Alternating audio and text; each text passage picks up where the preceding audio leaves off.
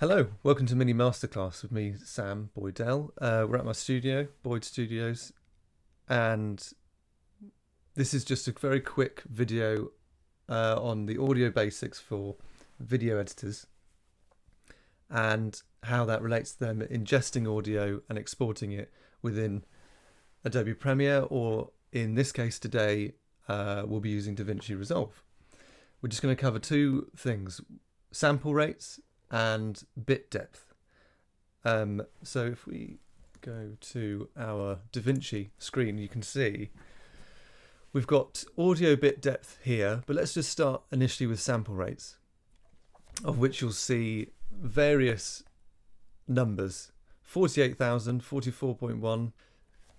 These relate to the values that historically they realized worked well together with frame rates. So in the old days, you'd have tapes running, one audio, one film, let's say, and they need to run in synchronization with each other. That is still the case today.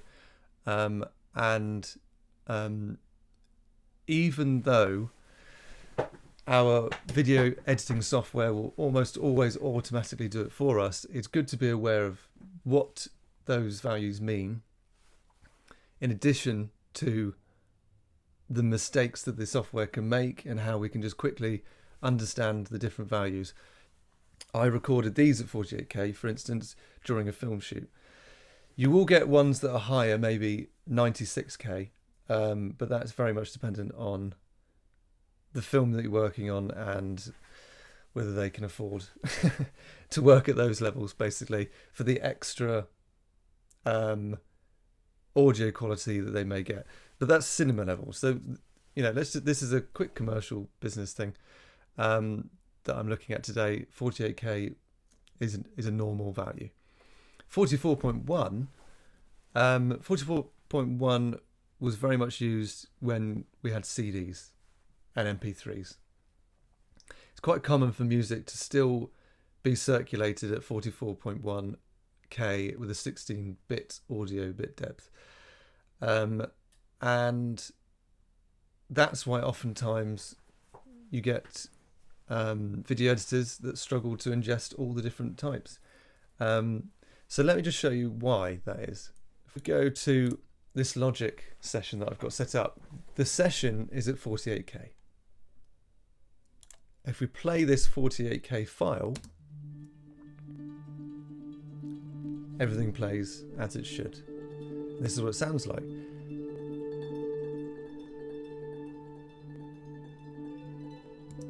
Now, if we play the same file, but at 44.1K in the 48K session, like you would in a video editor,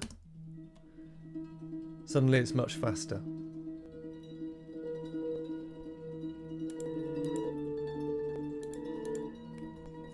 You can also see the actual audio file has been trimmed. So it's shorter, it's running faster. So if we go back to DaVinci, in the edit window, if you drag and drop this should 95% of the time automatically change it, but it doesn't always. So that's something to be aware of.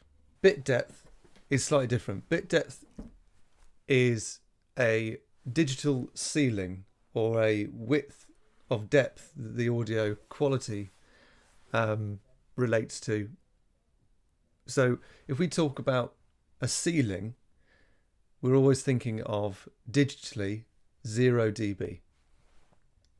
So this video goes out, or we play a video, and it's running with peaks hitting at 0 dB. And it can't go beyond that, because every time it does go beyond that, it distorts, which is why we get distorted audio. So what you'll often see is, if we again go back to our DaVinci, we can see an audio bit depth here of 16 and 24. You will occasionally see a bit depth of 32 bit. That is something that we'll see more and more, because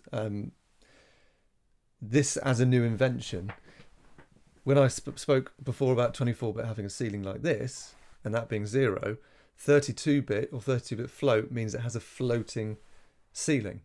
So that means that as an audio engineer, if I go out and record something and I'm expecting that person to, let's say, shout or clap really loudly, then my ceiling, I've got to turn everything down so that when they suddenly start clapping out of nowhere or whatever, it's not going to distort. 32-bit float allows me to set the recording level to whatever I like, and it will understand when the audio comes in that it just has to move about. That's a very simplified technical explanation of it, but that's why you will see a lot more 32-bit float files moving around and why you have to work with them. It also,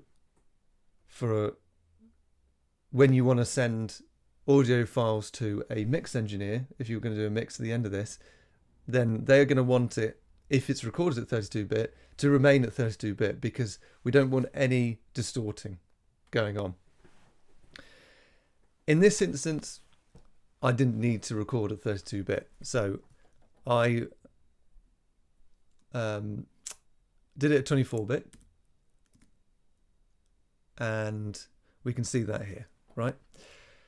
If you were to go to an MP3, then the bit depth will be much less. So if you've got stuff that is lower than 16, it's going to start really getting quite compressed, and ultimately the quality of the audio is lower.